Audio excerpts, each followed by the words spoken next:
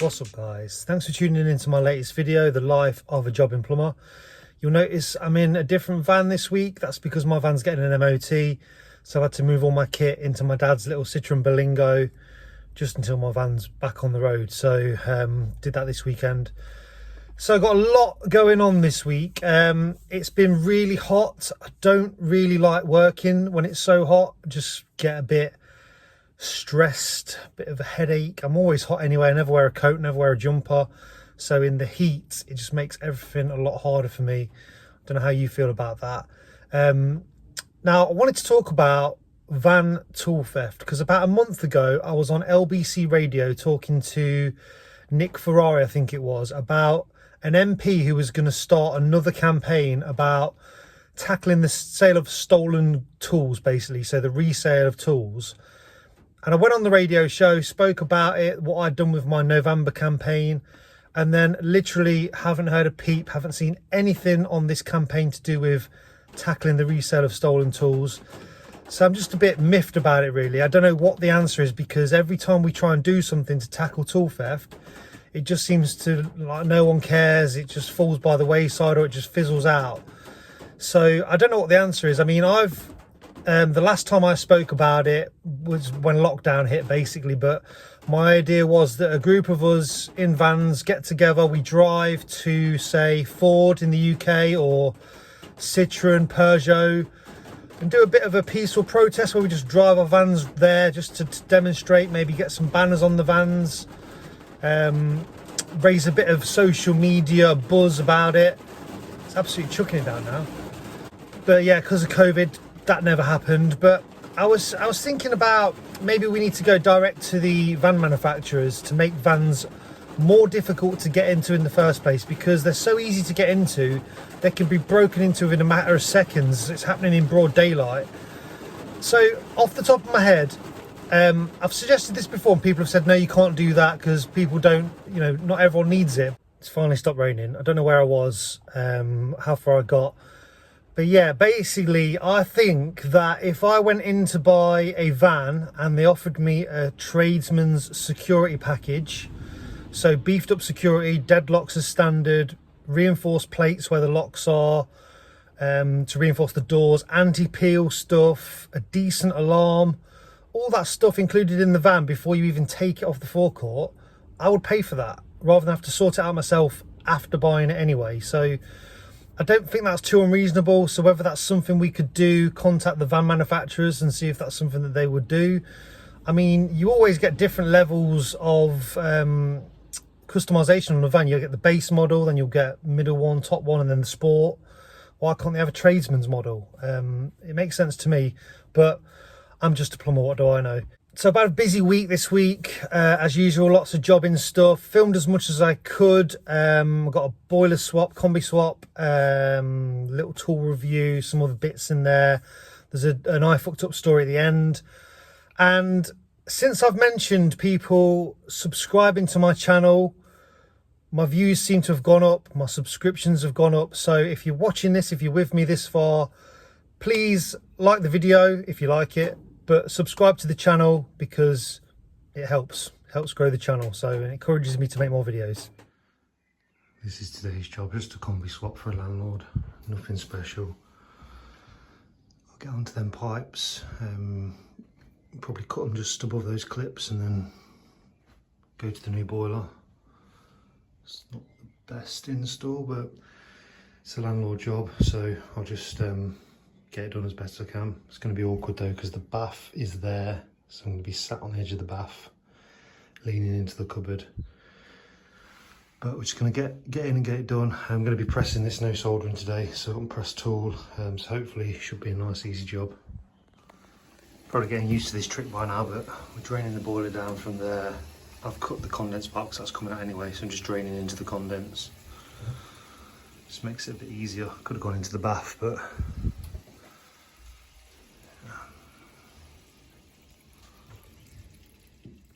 so drain down, flow and returns, cut that one. That was where the T was for the expansion vessel. Cap the cold off with a lever valve, so that now that the tenant's got the cold water back on all day, lever valve so it doesn't restrict the flow.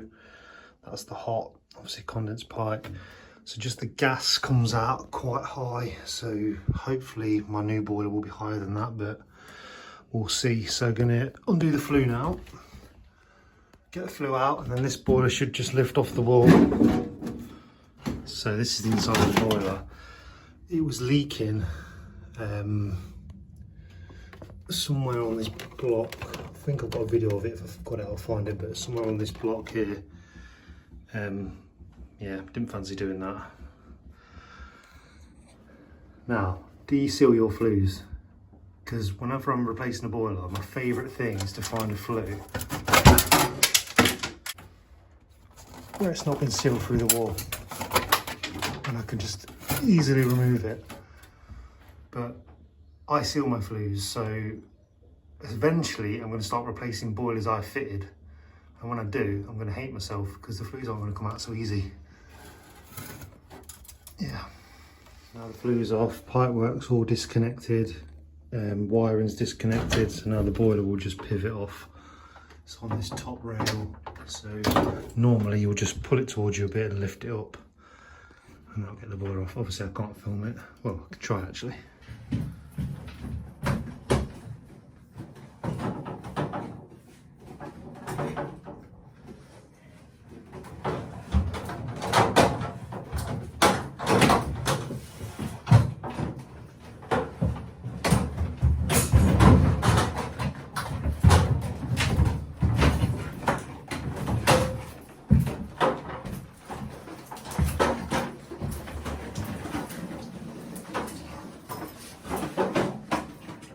Putting in a Baxi 830 combi, so this is the same boiler as the 630, but you get a 10-year warranty, and also in the box you get a Magiclean Micro Pro 2, so the filter's in the box. This was 850 quid, boiler flue and filter. So the box lifts up, and then I like to turn it upside down. And I'll use that as my rubbish box for the rest of the day. This top piece can go in as the base of that rubbish box now.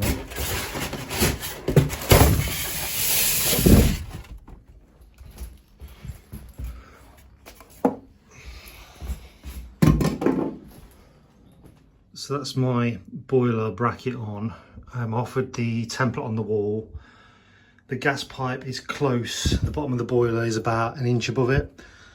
So I'm going to sweat it off, so I've just got the copper coming out the wall, then hang the boiler and see what we can do. I doubt I'm going to be able to press it, so I'll probably end up soldering the gas, possibly coming up and back down, but we'll see. So I'm just going to sweat this off now. So heat that elbow up, wiggle this fitting bit of pipe off. The gas is off downstairs, I've took the meter out. That's okay to sweat off, so we'll do that next. The customer's requested that I leave the old room thermostat in because he knows how to use it. He's an elderly gentleman.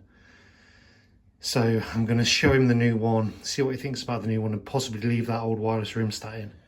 You'll see this quite a lot on old pipework, but if I did this, or if you did this today, you would have a leak. See, I've sweated this fitting off. The solder has only ran from there around to there. There's always been a gap, and that would have been held in by the flux. So the flux in the fitting would have sealed that, because gas is only at 20 millibar pressure, so it's not much. You can blow more pressure than comes out of a gas meter, but yeah, that was never soldered properly. But if you did it, or I did it, you'd get a leak. I don't care what anyone says, getting a boiler on a bracket when it's in a tiny little cupboard where you can't fit inside the cupboard, and this one was made even more difficult because the bath was in the way. If you don't get it on them little hooks first time, you have to keep doing it. It really zaps the energy out of you. You can see I'm proper struggling here because I can't get in the cupboard and I can't see. But this boiler weighs about 29 kilos, which isn't a lot, but when you can't get in, you're leaning forward, it puts pressure on your back, and yeah, it can really take it out of you. This is all the gear you get with a boiler. That's the filling loop. Unions for getting onto the boiler, that's the gas one, and then you get these pre-bent tails. If you buy the rear kit, you get these, but they're longer. So I'm going to get the gas one out first. I want to just offer it in and see where we come, because there's our gas pipe there, and this middle one here is the gas. So we'll see how close we can get to that, how awkward it's going to be.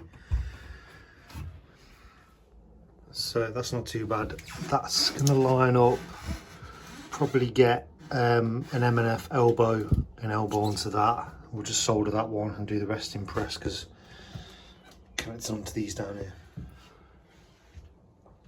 So that's the gas pipe in soldered, not cleaned it yet, but just to show you that the hot's going just in front of it. Obviously that's going to go down and connect onto that now. Get some clips on the wall and stuff. Right, so I've got the gas in. The hot, I've had to cut this bit short just so it goes in front of it there. The rest of them are in. I decided while I had my sweat box out to solder the PRV. So just press for these 4 now, onto these 4. So cold's done, return's done. I'm just doing the hot now because we're going to be bringing the flow in front of everything. I want to get all them 3 done first. Obviously the gas we did first and the PRV. So that's pressed, that's pressed. We're just going to press these 2 now. So they've been marked up, they're in the pipe, and then easy as this, just bang the press tool on. So the jaw sits on it like that.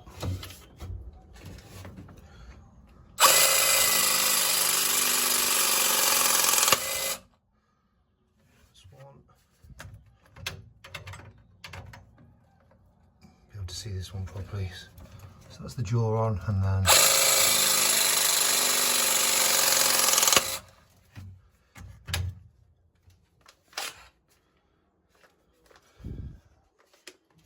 this top one.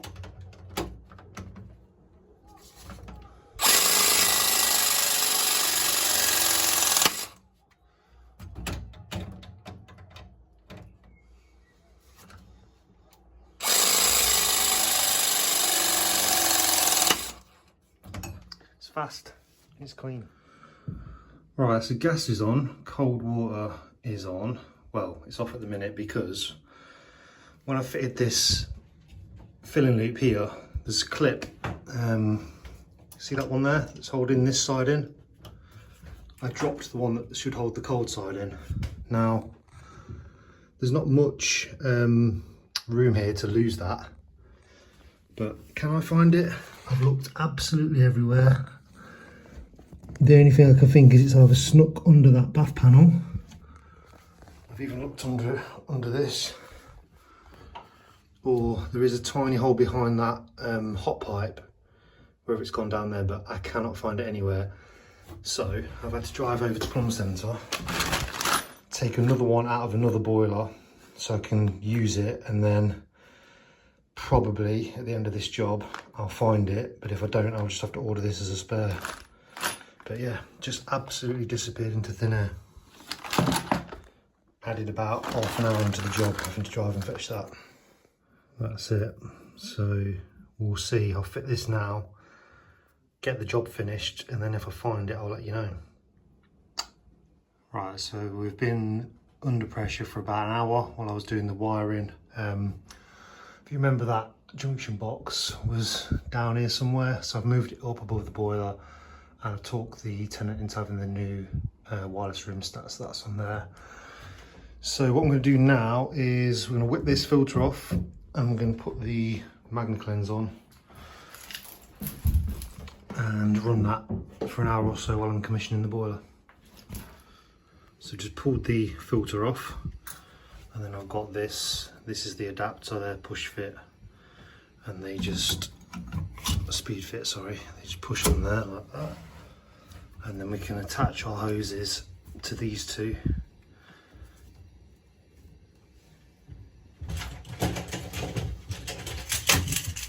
Just off these cam locks.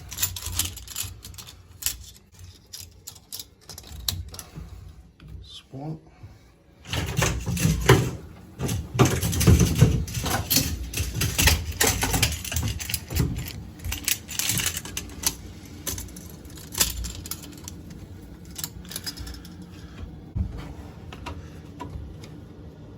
Open these back up.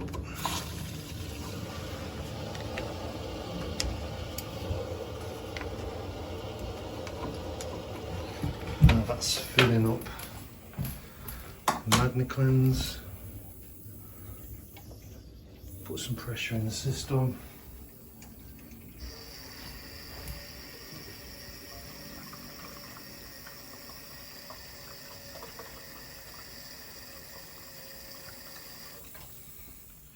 So that's full now, that's part of the system. And we're going to set the boiler temperature at about 50 degrees and leave that running while I'm messing about sealing the flue outside and stuff. These are great if your system doesn't need a power flush because there's nothing wrong with it, or your landlord doesn't want to pay for a power flush. You know, it's took me, what, 5-10 minutes to connect that on, and I'm just going to run it while I'm doing other things, packing my kit away.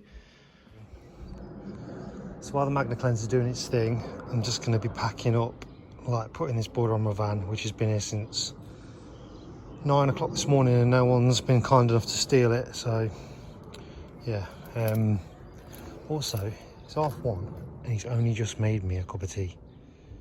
Also, while that's doing that, I've got an extra job here. I've got to swap these basin taps. One of them things where the landlord talks you into doing it for free while you're doing the boiler. So the importance of buying quality tools. This is one of the only tools I've had since I was an apprentice, day one. It's a Hillmore, I just call it a basin spanner. But yeah, hopefully I'll have that for my whole career. Right, I'm going to try and pass on some wisdom here. So if you're taking a tap out and you're undoing this nut, just get it with one hand, and then it starts to get really difficult to turn, and then it's almost impossible to turn. It's because the thread here is clogged. It might be paste, it might be tape, but trust me on this, if you do it back up, and I know it feels like it's defeating the object because you're trying to get it undone, but if you do it back up, that will clear the thread and then you can undo it again and it will be a lot easier. Try it next time you're stuck and let me know. Tap's done, tea drunk. So commissioning done. We're going to whip this off now. So just drain this, show you the magnets, pop that back on, and yeah, all the commissioning is done. Cleared all my kit away. Finished. So just open that there to take the pressure off. There's a bit of pressure in there still, but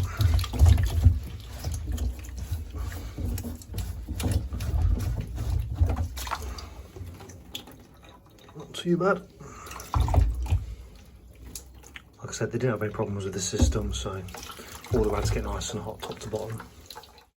So if you've been a regular viewer of my YouTube stuff, you know that I've now got a channel sponsor, something that I've been looking for a little while. And I was lucky enough to get a trial period sponsorship deal with TRADIFY, which is a job management app. Now, what I've tried to do is show you different things about the app every time they sponsor an episode, so that you can see what's good about it, what I like about it. I'm not going to do that this week. I'm just going to tell you a bit about what I did before I got the app and what I do now, and also just give you a little hint at something that's coming that's going to interest gas engineers. So before I got the TRADIFY app, I used to use my email calendar on my phone as a sort of diary system. I've tried paper diaries in the past. I always start off with good intentions. January the 1st, everything's going in my diary, and then by February, you know, I'm missing days, I'm missing jobs out, just don't keep on top of it. So I was using the email diary, which is difficult to sort of keep track on where you've been. In a list form, you have to go back through days looking for it. You can't really search for a job and stuff like that.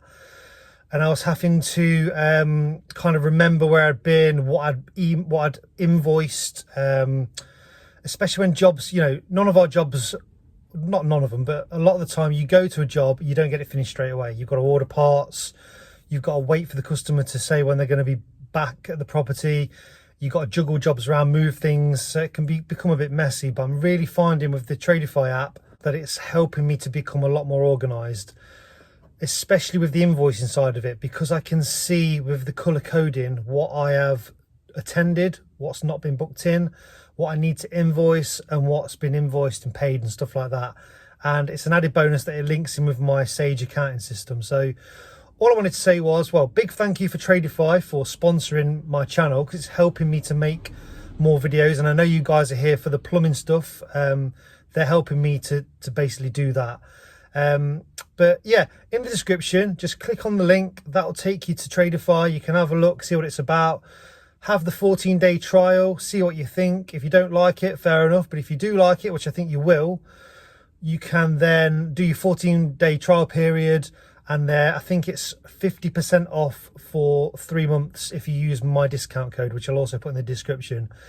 And yeah, there's something that's going to interest you gas engineers out there coming very soon. I'll have a video specifically about that, hoping next week.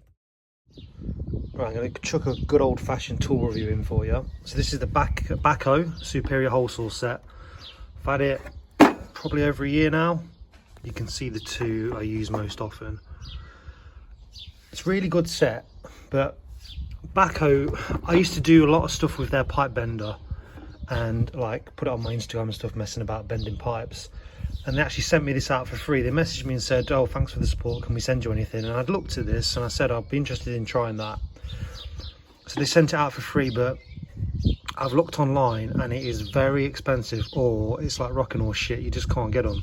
I think the last time I saw it was 160 quid. I'd probably pay 90 quid for it, if I'm honest. But you make your own mind up, you see what you think it's worth. So whole saw set, it'll do anything apart from stone, like porcelain and metal, but plastic, wood, brick, you know, the stuff that we would normally use a hole saw to go through as plumbers, it will work on. You've got this extension bar, which is like quick release. So once you've well, I'll show you, but once you've done the bit, you pop that and it pops the core out. But I'll get it set up, and the beauty of it is it just goes in your 18-volt cordless. So this is just a standard 18-volt hammer drill driver, and this will do the job. So we're going to core a hole through. That's the original one, that was too high. This is a first fix for a kitchen. I'm going to go for about this high, but move it to the left a bit.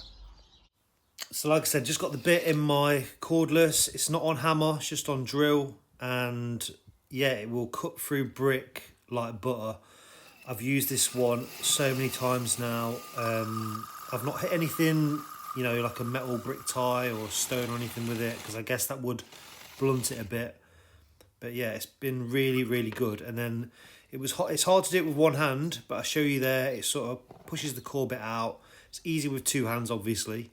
So that's the first skin, and then through the second one. This Metabo drill, by the way, is really good for this because the end of it, the chuck, is really thin. So that goes right into the wall, and that's how you get the bit out. So you can see there, that's the old hole, two skins, and then I've come through there, lower down and a bit tighter to the wall, because that's what the kitchen fitter wanted. And then same bit that I've just been through the brick wall with will go through the wood. So I'm just coring out through all the kitchen carcasses so I can run that waste pipe right along the wall to where the sink's going to be located. But yeah, wood, brick, breeze block, plastic, everything really apart from porcelain tiles and metal. So I've got a job in a block of flats. Can't just be me, but anytime I get a job that's in a block of flats, my job is right at the top. No matter what address it is, what block of flats it is, never ever the downstairs, always at the top. So I've got to fix a bath panel and I've got to do a TRV on a radiator.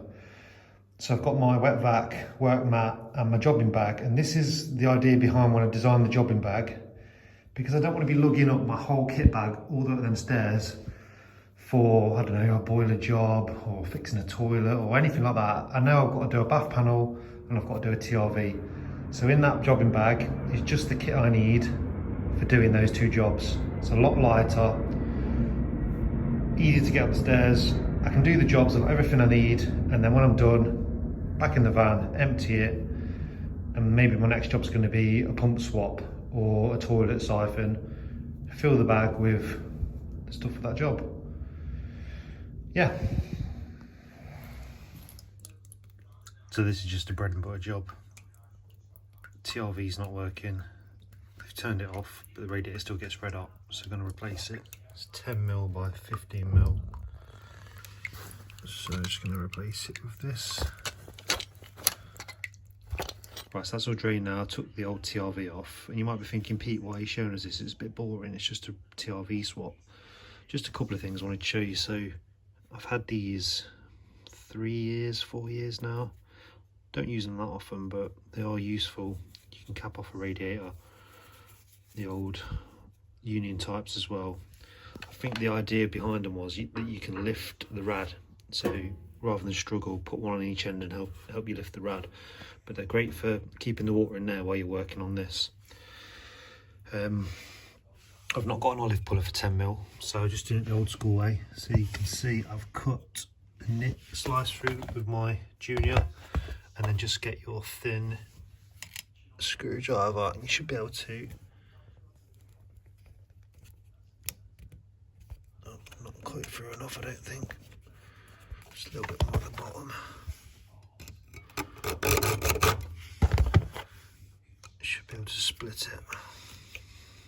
You can see I've split the olive all the way through, but I've not actually cut the pipe. Now it should just pull off.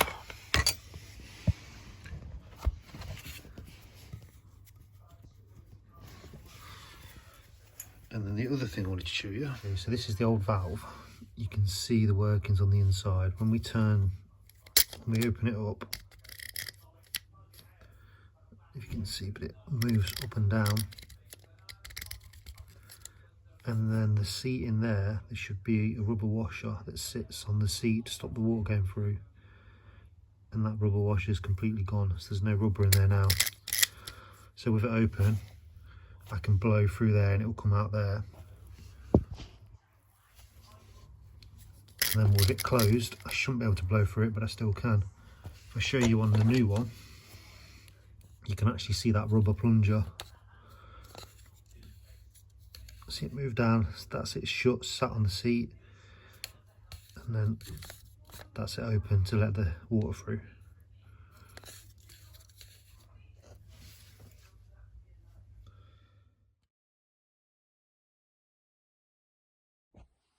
Morning guys, so yeah, none of you probably know who I am, why would you?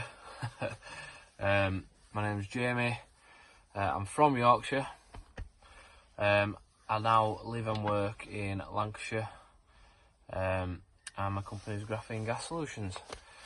So yeah, I just got in touch with Pete, because I think it's I fucked up is a great little thing that he does on his YouTube, and I just had a story to share basically.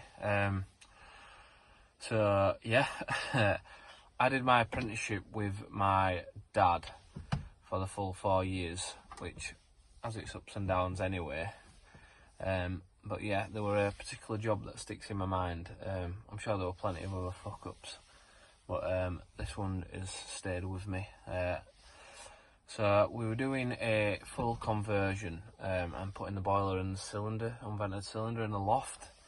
And obviously being the apprentice, I got all the shit jobs. So I think I took out the tanks and swapped out just basically crossed the hot and colds over and things like that. All in plastics are in the loft, and me being cocky 19-year-old thinking I know it all, decided that I didn't have to put liners in the plastic pipework.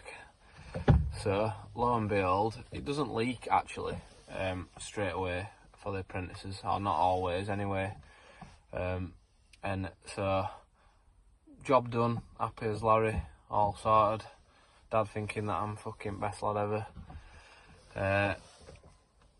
Cracked on, got job done, all sorted, thought nothing of it. I think it was about 6 months later, Dad gets a phone call, didn't say anything to me, and then we just went to the job. I could tell he was vexed bad. Goes in, and lo and behold, the plastic without the liner in had been dripping for the last 6 months. And I walked upstairs, and in the customer's bathroom there was no ceiling anymore, and it was covered in plasterboard and insulation and general shit. So yeah, safe to say it were a good awkward couple of hours and an awkward night in with my dad that evening. So yeah, just a lesson for your apprentices, you definitely need to put liners in plastic, and I've to this day never forgot to put a liner in. So yeah, I think everyone should own up to the mistakes. There's no shame in that, and you're lying really if you're especially as a plumbing apprentice. You're gonna make them. You're gonna make mistakes, and it just comes with territory really. Yeah, the more mistakes you own, the less you're probably gonna make them, but you're always gonna make ones. Hopefully not as big as one of your apprentice, but yeah, just gotta move on. Remember not to do it again. Yeah, so that's my story. I also think it's great what Pete's doing about the mental health awareness, especially around trades and tradesmen. Blokes in general don't really ever say anything about it. It's not really something I've personally struggled with, really.